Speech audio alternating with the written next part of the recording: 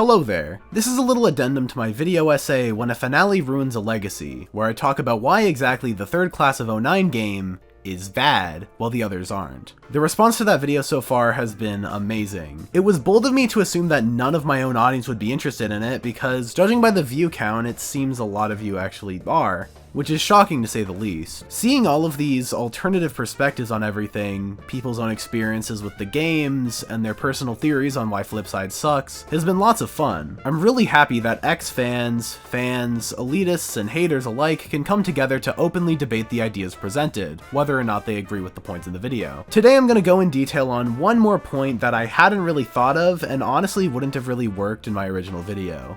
Today I'm gonna be talking about cringe culture. Specifically, why Soul Brother number 3 getting rid of his TikTok audience is so satisfying to the elitists in that community. Something I've been seeing is that these people are reveling in the controversial response to the flip side, specifically in how it weeds out people they consider TikTok fans. Fans that primarily enjoy the game through shipping and watching out of context clips. You know, people they wouldn't consider true fans. Now, I have to ask, what does it mean to be a true fan of something? Sure, they enjoy the games in a different way and for different reasons, but how does that make them any less passionate about the games themselves?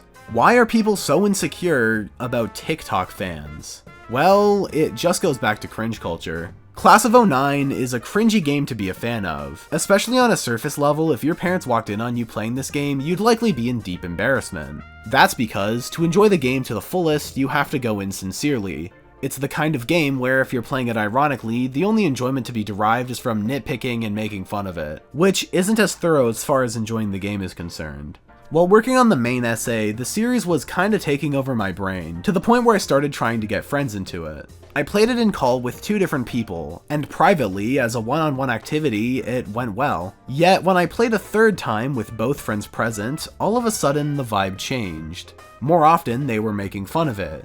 That layer of irony returned because they were too afraid to show sincerity to one another, to open themselves up to that secondhand humiliation if the other didn't like the game. It was a social stalemate where I, as the only sincere party, was victim to the brunt of the jokes made at the game's expense, and it made for a pretty awkward call. So let's go back to the elitists. The fans that have a growing detestment of the TikTok crowd for not being true fans. To me, this hatred comes off as projection. They're insecure at the TikTok crowd for unabashedly, sincerely enjoying the game publicly.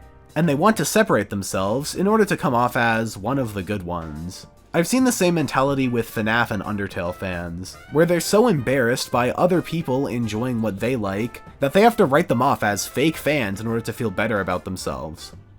This was just a short little bonus video, but if you enjoyed this little ramble, it would be good to rewatch the main video. Please give me more money.